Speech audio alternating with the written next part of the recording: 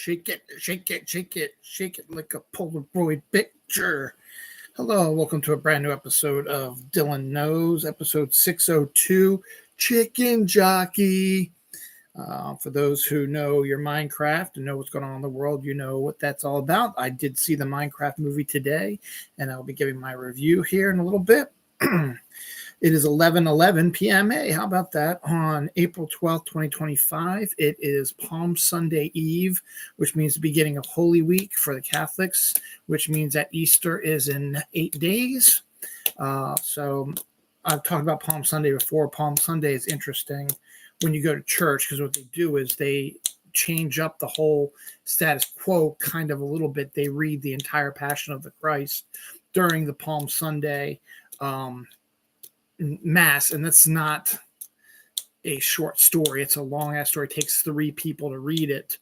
And then at the end of the Mass, everything is quiet. There's no music to play off the priest and all that stuff. There's a solemn rat-a-tat drum which hits, which begins the beginning of Holy Week, which leads Jesus entering Jerusalem and all the issues, throwing of the smashing of the businesses in the church, and then going to the Last Supper, and then the crucifixion on Good Friday, which is on Friday.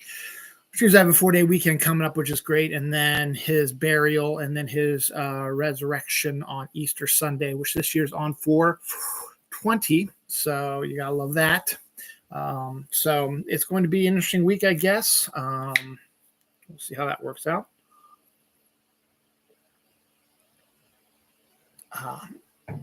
Good old Yoo-hoo. I remember when I was dating my wife, I didn't spend the night right away because I had this weird issue about spending the night at other people's houses. So after doing stuff, I would get up and leave like at 3 a.m., 4 a.m., whatever, to drive home, which I know is kind of a shitty thing to do, and she called me on it eventually.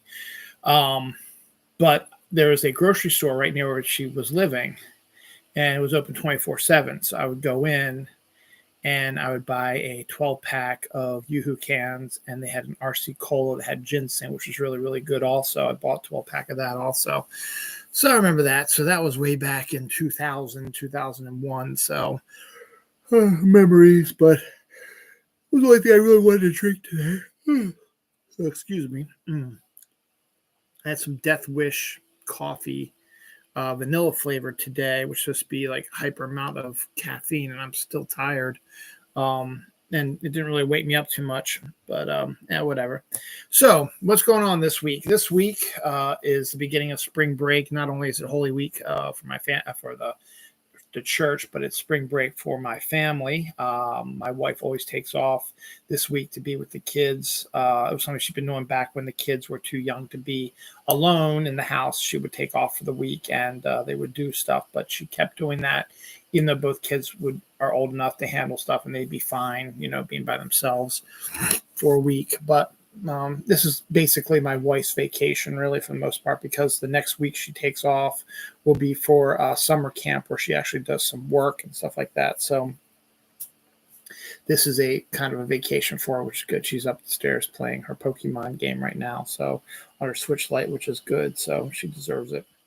Her and my daughter went to UMBC Accepted Students Day, and my daughter was all excited about getting ready to sign the I accept UMBC stuff, but then she read some more of her stuff, and the financial aid package that they were giving her, which we all thought by reading it was that she was going to get $10,000, actually means she's only getting $3,000, and that sort of broke her after a while, and she was having a sort of a panic attack and anxiety. So she didn't accept right there, and she was upset on the way home. So when she got home, I was excited to talk to her about it, but she was not. She was crying. She was not very happy. Luckily, she's at a friend's house for a birthday sleepover, and my wife and I will work out some stuff. I didn't realize, I forgot how financially hard it's going to be for a while, and that my wife is contemplating doing a second job, which I'm not a fan of. But she said she would do it.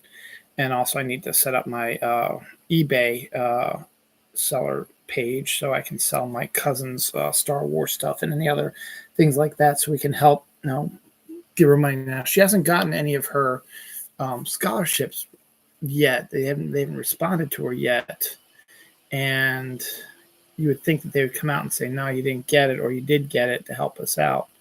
So here's hoping that we get some good news on that front. And she found a few more she's going to apply for. But she really does want to go to UMBC, but that just sort of took her off guard. So we're going to sit down and talk financial stuff with her tomorrow and work on a plan. But it upset me because it upset my daughter. And then I started thinking about, and then it's going to screw up my wife if she does take this second job, because she had a second job when we first moved in together here at the house to help pay coverage for stuff. And she was working all the way up to about a month before she gave birth to Noelle.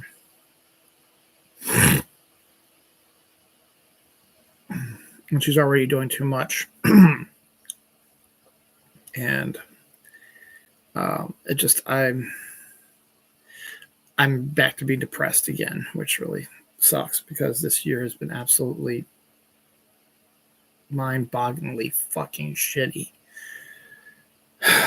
So at least, we'll figure out something. And spring break is good. She's going to be able to take a breather, and then she's like on the tail end of her graduating high school, which she is. She's going to graduate high school, so we have that at least. So that's good. So yeah. So a little bit freaked out about all that stuff, but we'll see what happens. Before I get to my Minecraft review, Tony Gilroy, the showrunner and writer for Andor, excuse me, his new season starts next week, I think, or final season, I should say, starts next week, I think, is contemplating a Star Wars horror project, which I think would be really, really cool. Would put Star Wars in a different genre and see how, a good mix of a sci-fi horror film could be. So that could be a lot of fun if that indeed worked out that way. I don't know how much I believe this site, because they've mentioned things before that aren't quite true, but they've also hit a few times as well. And this one just seems kind of interesting. Amazon may have pulled the plug on Phoebe Waller-Bridges' Tomb Raider project with Sophie Turner because she hasn't gotten the scripts to her yet. I don't know if that's exactly true. And the fact that she just signed a first look with Amazon, I think it's just that website I get the news from is anti-women, in entertainment. They put it on the fact on news, but they are always anti-Marvel, anti-everything. But they do have some, scoops that they can get. Another one that they get that makes me not trust them too much, I'll be talking about a little later down the line, which threw me for a curve because I saw a few other people agree with it. Then I read the articles. It's like, oh, their headline is just clickbait. Speaking of DC, the Lanterns pilot, I thought they were filming the whole season, not just the pilot. Has finished production, so I guess only the pilot was made, but I thought they were doing the whole season because they've been working on this for months now. I think the writer of that's probably wrong also. Maybe the pilot has been finalized, with special effects and all that. Maybe it's ready to go. That's what they meant. But I don't think the pilot is just getting finished up after it started like 2 months ago. I think the whole season is going to be being worked on right now.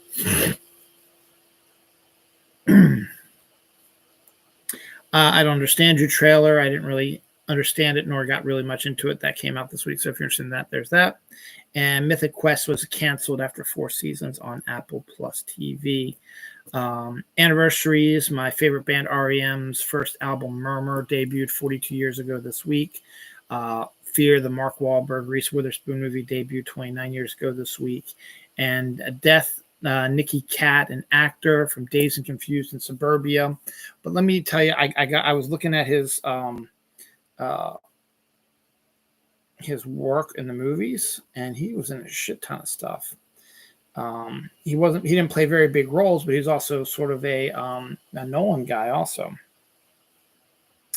So Nicky Katt had a small role in Gremlins, had a role in The Burbs, had a role in Sister Act. Dazed and Confused was the first time they really remembered him. American Yakuza, The Doom Generation, so he's a Linklater person also. Strange Days, which is another movie I wasn't expecting him to be in. The Babysitter, Time to Kill, Suburbia, Batman and Robin he was in also. Phantoms was the bomb. The Limey, Boiler Room, Rules of Engagement, The Way of the Gun, Waking Life, Insomnia, Full Frontal, Secondhand Lions, School of Rock he was in, Ride the Bullet, Sin City, World Trade Center, Planet Terror, Death Proof, The Dark Knight. He was in all those movies, so that's crazy. That I did not know that, but yeah, that was a lot of stuff he was in. They weren't all big roles. Some were, some weren't, but that's the way it was. Did a bunch of TV, was in an episode of Friends. Don't think he was a regular in any of these. Did various voices in King of the Hill. And like every other actor in the world was in an episode of Law and Order also. Was also in Behind the Candelabra with Matt Damon and Michael Douglas. So that's kind of interesting. So yeah, he had an interesting career, and he passed away this week.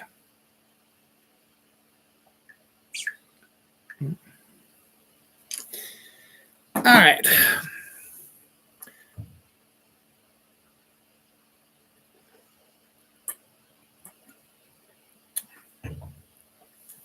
I am so happy that a Minecraft movie made a shit ton of money, because all the movie critics out there are hating on the film. It was at the time was a film right before it came out, was a film that was just getting mocked mercilessly. And even people nowadays are still saying that it's a shitty movie and stuff like that. Obviously, they're not as refined as I am, because I went in there with no expectations. My son, who played the game, was not at first really excited to see it, but then he was watching a lot of the memes and stuff like that, and was starting to get excited. And then when his best friend saw it on opening weekend, and his sister saw it opening weekend, and they both raved about it, he's like, I want to come go see it. So when my wife and daughter were at the UMBC day, I took my son to see a Minecraft movie at IMAX here in AMC. And I knew he was going to enjoy it, and I'd heard about it, and I was glad it made a ton of money. I didn't have really a lot of expectations for it. I went in, I watched it, I came out, and I was like, this is a fucking fun movie. It is so much better than people are giving it credit for. It is a really entertaining film. It brings film back to movie theaters. It's fun back to movie theaters. It's what it's supposed to do. It's supposed to be a fun film, and you're supposed to have fun at the movie theater. Remember the whole Barbenheimer stuff? People were going crazy for that stuff. It made a ton of money. People were excited about that stuff. A Minecraft movie is really, really good. It's very entertaining. And again, I'm going to go on a rant here in a few minutes about film critics, but a Minecraft movie is so fucking good, so fucking fun. I highly recommend you go see it. Now, obviously, if you've played Minecraft, there's going to be a lot more jokes in it that you're going to understand, and it's a lot more for that. But if you just want a fun, goofy little movie, Lego Movie was a lot like that also. Go ahead and watch it. It's an hour and a half out of your day. It's visually stunning, because what the Minecraft worlds look like, and the human actors are not blocky like the Minecraft characters are, but the Minecraft characters are. So you still have that. Wait a second. There it is. All right. The entire cast was fun. Jason Momoa was a producer on it and was one of the people to really get the ball rolling. He plays one of the funniest characters ever. You know, Jason Momoa is big and strong and tough guy sort of stuff, and you won't want to mess with him. And he did this deliberately. I know he played the biggest loser in the world in this movie, a guy who peaked in 1989 when he won Video Game Player of the Year after winning the like video game championship game, and he was big star for a while, you know, in the world, and he's no longer a big star here 30 some years later, 25, 30 some years later. And 35, actually, more like it, 30 to 35 years later. He is a loser, still living in the old days with his old style car, old style music. He lives in a small, shitty little town in Idaho that nobody's ever heard of before. That's so freaking small that his ancient arcade video game store is considered a hot spot, but it's not. It doesn't really sell that much. And he goes to different what do you call it? Self-storage facilities where they have the storage sales and stuff like that, to try to buy stuff to sell at his store, which is an old retro store. And he's running out of money and stuff like that because he can't. He keeps going back on his fame, and it's not working. He's not famous anymore. Nobody cares about him anymore. That's when we are introduced to Emma Myers and Sebastian Hansen, who play Natalie and Henry, brothers and sister, who lost their mother, and their father is no longer around. So Natalie, who I guess is in her 20s, is now Henry's guardian since he still goes to school. She gets a job at the potato chip factory, which is the big thing in the small town in Idaho, and are able to afford the small little dinky house that I believe the real estate agent Dawn, played by Danielle Brooks, who also runs a mobile petting zoo, sold them. And Natalie has a job at the potato chip factory to help raise their social awareness on Twitter and Facebook and stuff like that. Blue Sky, Threads, Instagram, stuff like that.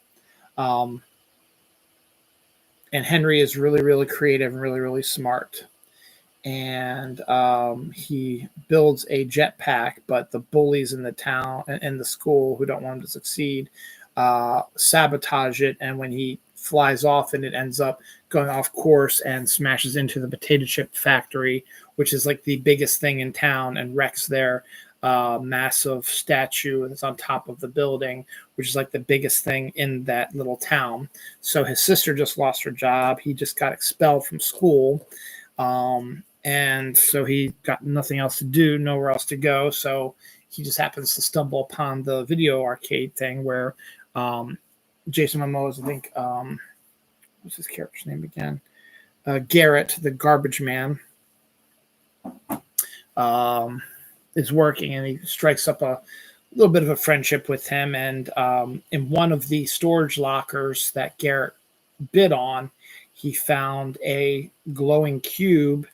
And when Henry puts the cube into this glass thing, it drags them to this portal in a mine where they enter into the world of Minecraft. Now, beginning of the film, we were introduced to Jack Black Steve. We all know who Steve is. He's the main character in Minecraft. We learn he wanted to mine since he was a kid. Then when he was old enough, he went into the mine, found these things, put them together, opened the portal, went into the other world, and just stayed there because he loved it so much. And then we see his first, time building stuff, discovering how things work, and just being creative, and how he's stopping the bad guys and stuff like that.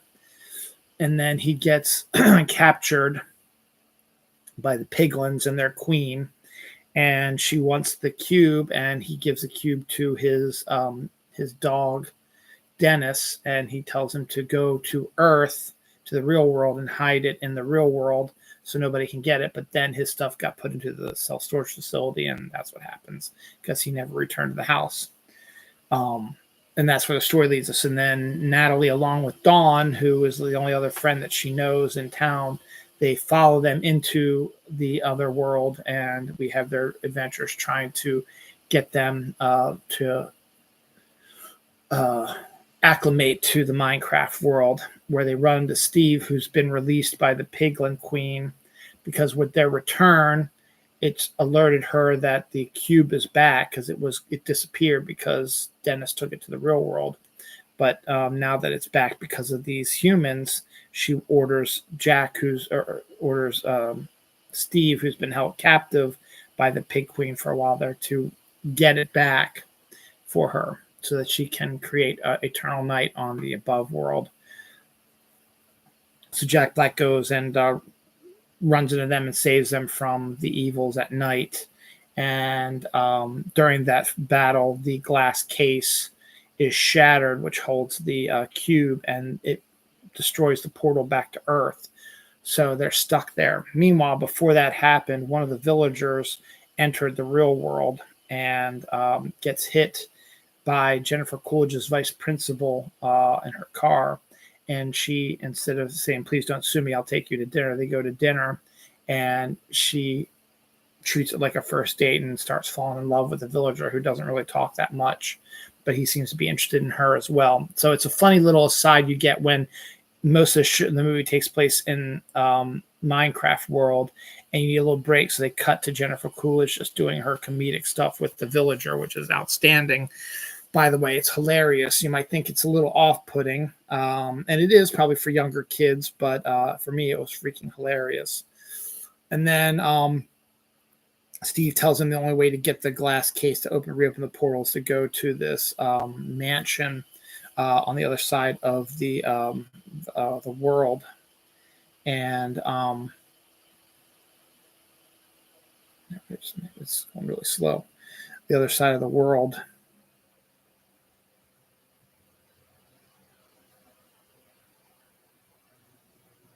There we go. Sorry, it's just it's going really it's going really blocky here. So they get attacked by the piglins, who have taken the serum so they can live in the light for a little while to try to get the cube back, and they end up splitting up. Dawn and Natalie go one place, and the three guys go elsewhere. And we just explore more of the Minecraft world and have the usual adventures you expect as they're learning to acclimate themselves to the area. And then you have the battles with the piglins and just all the stuff. And I'm not going to ruin the rest of the movie because you just have to go see it. But it's a cliched film, and lots of stuff is in there is cliched and it's silly. But there is some really funny adult humor in it. There's a couple of songs sung by Jack Black, which are really, really good. And just the world that was created as part of the Minecraft world is just a phenomenal world. It's phenomenal everything. It is a fun movie. It is a great movie. I enjoyed it immensely, and I highly recommend everybody go see it.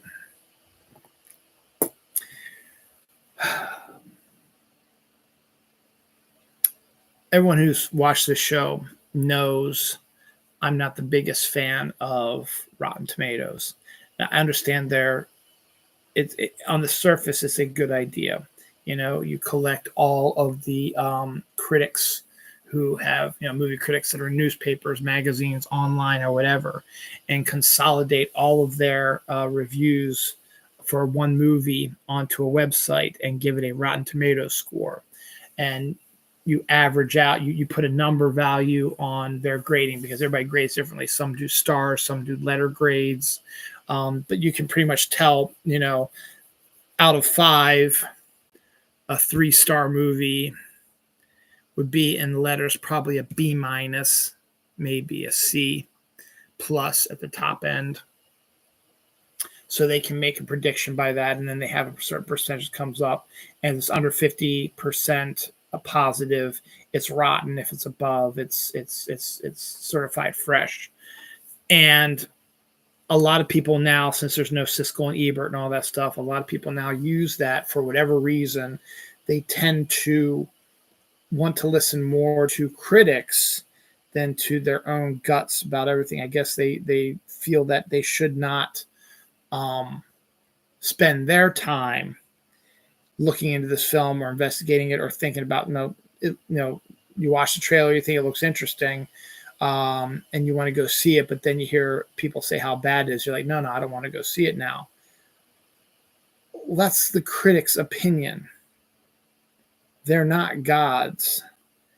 They have specific tastes and likes as well. They might not like certain things that you like. They might be pretentious film snob assholes.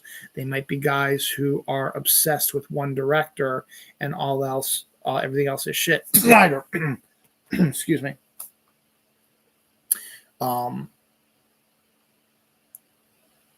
Very rarely do you find the critic that's sort of an everyman sort of critic. These are all sort of pretentious sort of a-holes who think they're better than everybody.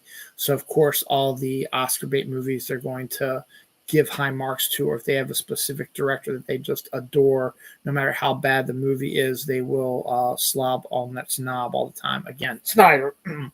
But not just Snyder. There's a bunch of other people, certain directors that can do no wrong, even if the movie is really bad. They don't care. They'll find some way to make it seem good. So you can't trust critics because that's their opinion. You should form your own opinion of things. You should not go with what everybody else is saying. Do your own research. Take a look at it. Watch the trailers.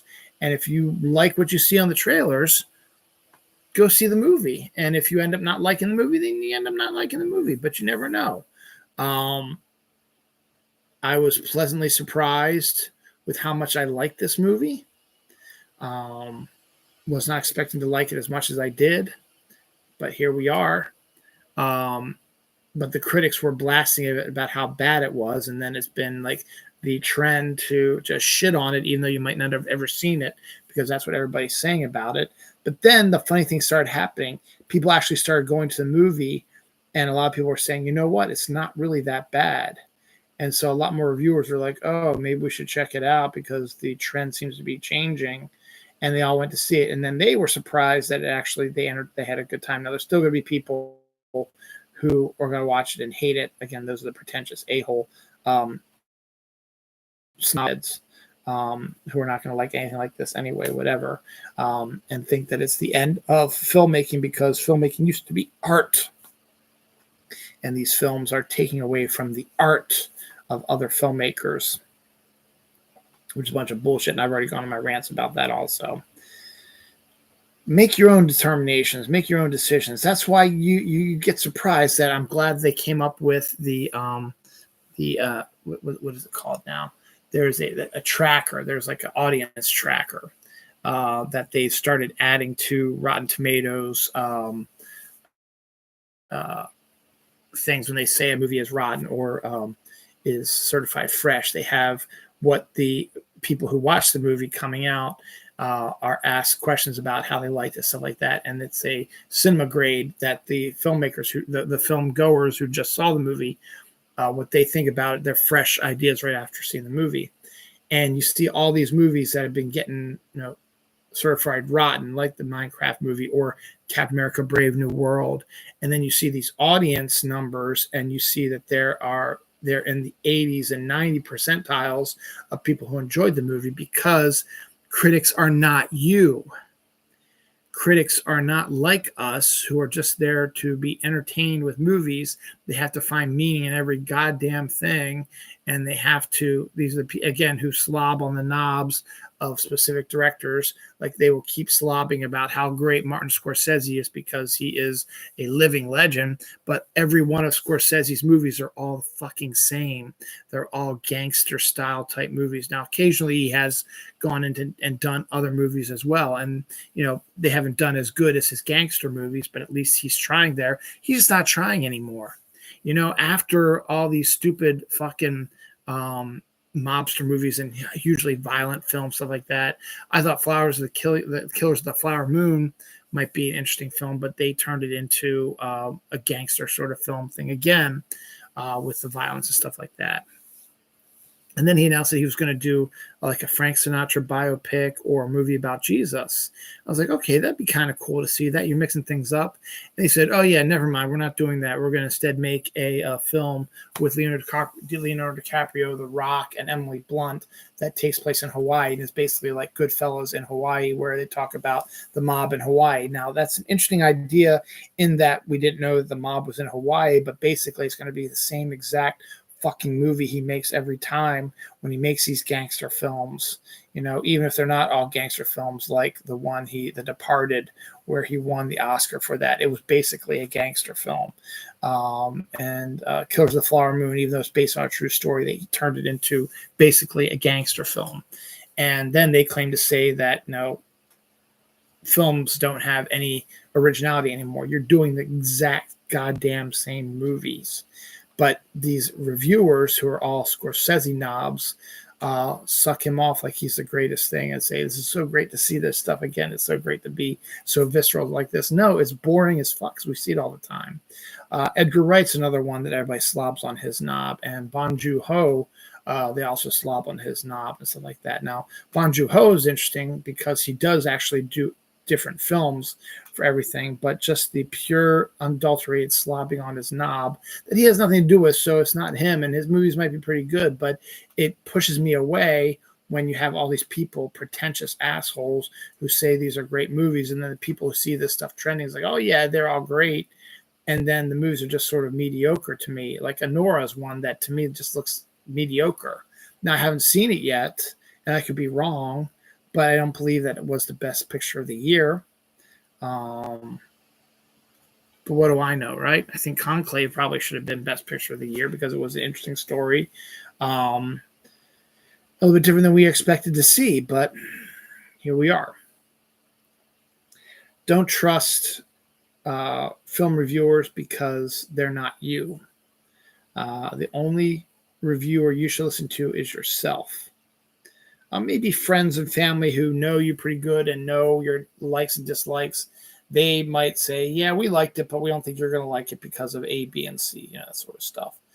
And then on top of that, I talk about Rotten Tomatoes. That's just, they allow people to drop fake reviews claiming to be from websites that do movie reviews, where that's the only reviews they've ever done are every other film except their director, who whenever he has a new movie out, they bring out their reviews of that and turn it into like a goddamn should win all the fucking Oscars and stuff like that. So just don't listen to reviewers. They don't know what they're talking about. They're morons. They're just normal people just getting paid to do a job,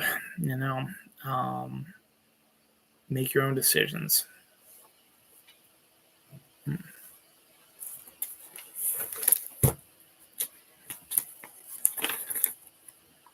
I forgot to write it down. Warner Brothers was busy this week. They announced the new Gremlins, Goonies, Beetlejuice, Matrix, and Minecraft sequels, all to be accepted because they were all pretty decent things. One of their other films, the Batman 2, the long-awaited Batman 2 with Robert Pattinson, may now be delayed again after being delayed so many freaking times it's not even funny anymore. And Robert Pattinson's like, I'm getting way too old now to play this role. And the director was like, if we do not go before the cameras by this year, I'm dropping out of this film.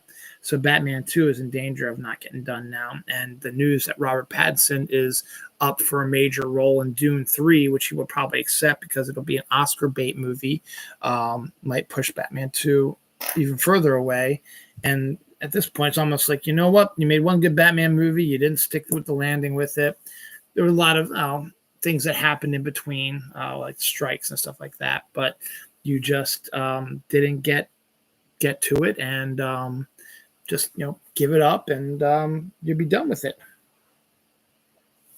A revamp of The Bodyguard is coming from the director of the Taylor Swift Eras Tour concert film. No word yet on who's going to play the roles.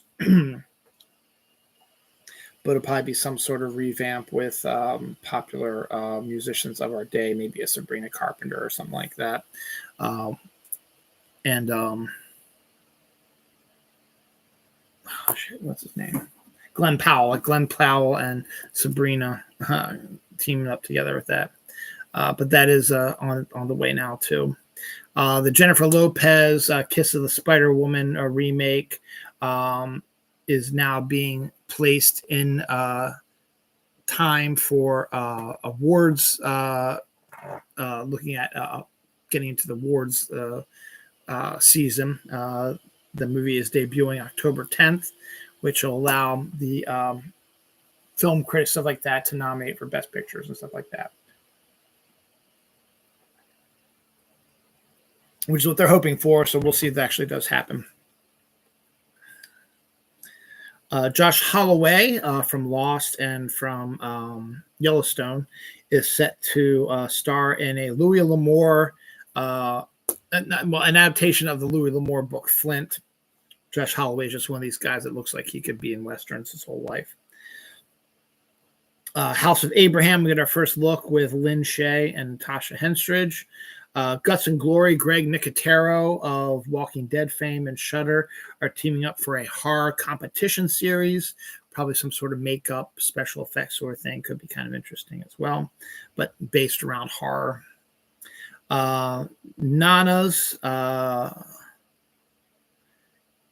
a comedy coming to Netflix on May 9th, has Vince Vaughn, Susan Sarandon, Drea D'Amato, Talia Shire, Brenda Vaccaro, and Lorraine Bracco. It's like about Vince Vaughn, who's opening a Italian restaurant, gets 4 grandmothers to come in and help him turn it into the best pasta restaurant, because who else knows pasta better than Italian grandmothers? Sounds like a cute little film. Jack Lowden, Emma Corrin, and Olivia Colman are set to star in a new version of Pride and Prejudice for Netflix as a limited series. So we'll be seeing one of those. Steve Guttenberg is set to play a serial killer in a Lifetime film based on a true story, also starring Jane Kramer and Rachel Stubbington. We got our first look at Millie Alcock in her Supergirl costume. It's very comic accurate and is connected to the James Gunn Superman movie when it comes to the costumes. Local news, Sykesville, which is a town not too far from here, is turning their main street into a Diagon Alley for a Harry Potter night coming up soon. Prada has bought Versace for $1.4 billion. That's crazy, but now Prada is the biggest brand out there now, with Versace out of the way. April 28th sees the return of the guacamole Doritos that have not been seen for close to 20 years now. I remember my first time trying them was actually the first time I really got interested in an avocado guacamole thing. I went to a Christmas party at one of Dawn's boss's houses up near where my dad lives, actually. And we weren't married yet, or maybe we were. I'd been married by that point. We were living, I think, together at least in Cockeysville, so it wasn't that far away. But it was in the neighborhood next to where my dad lives, which is really interesting. So I went to this guy's Christmas party, and one of their hors d'oeuvres they had were these guacamole Doritos. So I figured, why don't I try them? It might be pretty good because they were green. Obviously, it was a Christmas party. So I tried them, and I really, really liked them a lot. So I ate a bunch of them, and I think I bought a few of them when they were still out in the grocery stores. And then they just disappeared and haven't come back for close to, as I said, 20 years. Might be longer than that. But they will be returning April 28th, and I guarantee you, if my shop has them, I will be buying them. So I'm happy about that as well. Some science, weird science stuff. Well, one's a weird science thing, one's just a weird thing. Genetically engineered pig kidney helped a young girl live for 130 days without dialysis, and they have removed it. I don't know why they removed it, because she was still healthy and it was still working. So I couldn't tell you about that. So that's I guess it's a good story that it worked, but I don't know why they had to take it out of her. It's just a weird story. World's most identical twins are attempting to have babies at the same time with the same man. So basically, these twins are, from what I've been reading the article, they are extraordinarily close. And they now both want to have babies at the same time, like get pregnant, be pregnant at the same time, and have the babies like right around the same time. And instead of having different fathers, they decide to share one man to get them both pregnant. So don't know if that's going to be like this. Are they going to live together with this man, and he's going to be the father to both these kids, and they're going to be he's going to be the father but different mothers, and then there's auntie, and it's just it hurts my head thinking about that. So people will do weird things. Anniversary Anaconda came out 28 years ago this week. And Death This Week, Ted Kotcheff, director of such movies as First Blood and Weekend at Bernie's, died at the age of 94. Let's see what else he did here. Ted Kotcheff. Okay, let's see what else did he direct.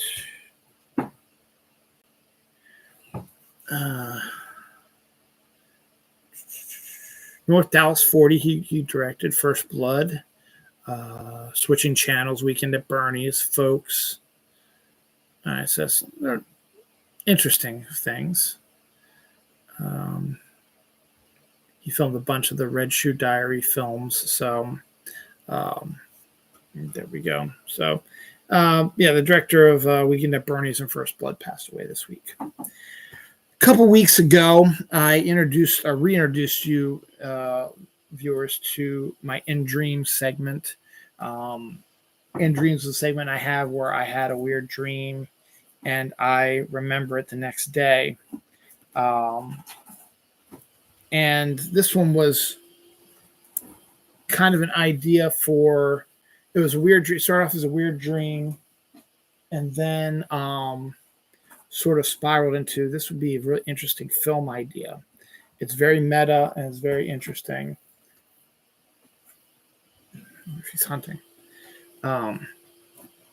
Anyway, it's basically set around John Carpenter, the director. You know, he's been out of sight for a while, hasn't directed for a long time. I think what got it was I read an interview with him a couple days ago where he's contemplating getting back into directing, but he doesn't know. He hasn't found anything that he's really interested in, or if he really wants to do it. But he has the itch a little bit, not too much, but has it a little bit there. He has been doing music for some movies and stuff like that, so he's been staying busy. But my dream starts with him, still in retirement, still doing whatever, living up in like the Maine area, when his family home comes back on the market. And he decides to buy it, and he goes in and he looks for something in particular. I don't know what it quite is, but he also but that's a sign. So that's one of the first things that he thinks about. So he immediately was looking at some of the other signs. David Lynch passed away. Sam Neill has cancer. They're going to release the movie, the book of the movie In the Mouth of Madness about Cthulhu and stuff like that. So he contacts John Waters, the Baltimore director down here, and they are concerned that something is coming because these are all signs that they were told about the coming of the elder god sort of things. And so John Waters ends up calling Stephen King to get his take on it. And he's worried because he's seen a bunch of stuff as well. Then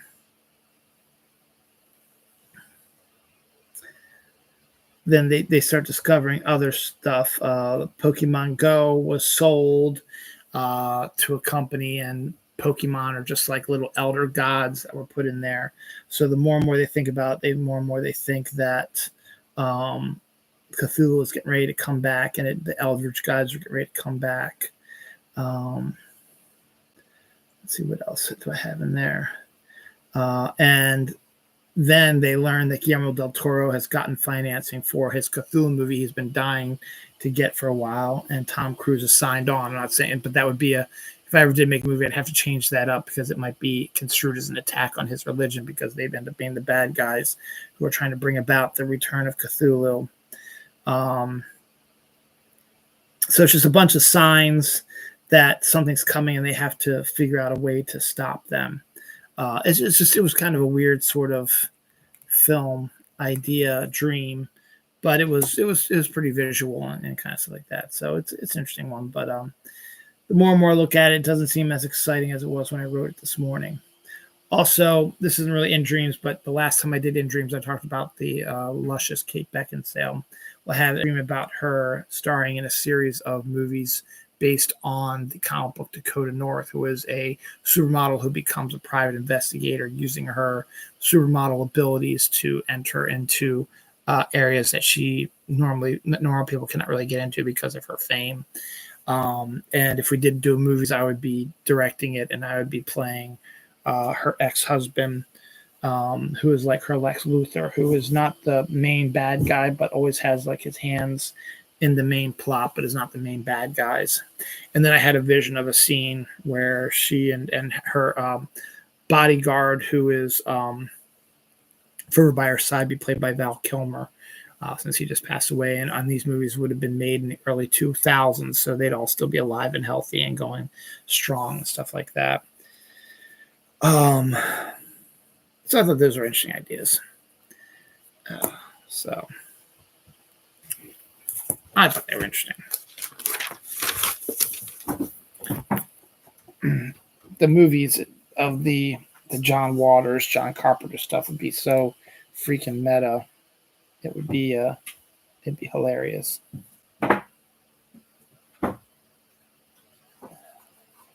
Sorry, I'm bleeding again. Oh well. Yeah, the scratch that I always scratch down there, it like reopens up and bleeds again. All right. Summer H. Howell has been cast as Carrie in the Mike Flanagan Carrie series, and Sienna Agudong is set to play her nemesis. So the two main roles have been cast.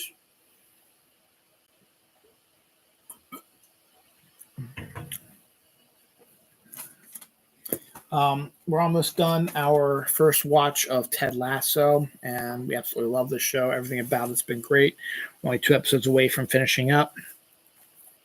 But Brett Goldstein, who played Roy Kent, is a writer and wrote a bunch of episodes of Ted Lasso, along with Joe Kelly. And he's also, Brett is also an actor, obviously playing Roy Kent. But he and Joe Kelly have co-written a rom-com called Office Romance. And it is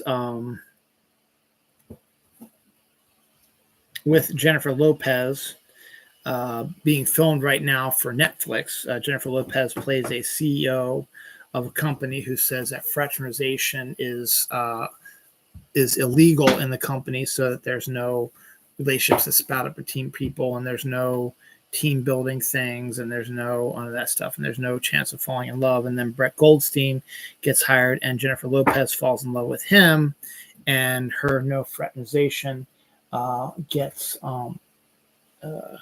tested because she wants him and he wants her, sort of thing. So it sounds like a typical sort of rom-com going to be on Netflix here. Probably soon. Ridley Scott's Kingdom of Heaven is getting a 4K release, and the 4K release of the director's cut, which everybody says is the better cut of the movie. There is a TV version of Crouching Tiger, Hidden Dragon in development at Amazon. Devil May Cry gets a 2nd season in Netflix. May Kalamua, Veronica Fakir, Mary Ellie are set to join the cast of the Mummy remake. Pepper, you're crazy. Alicia Debnam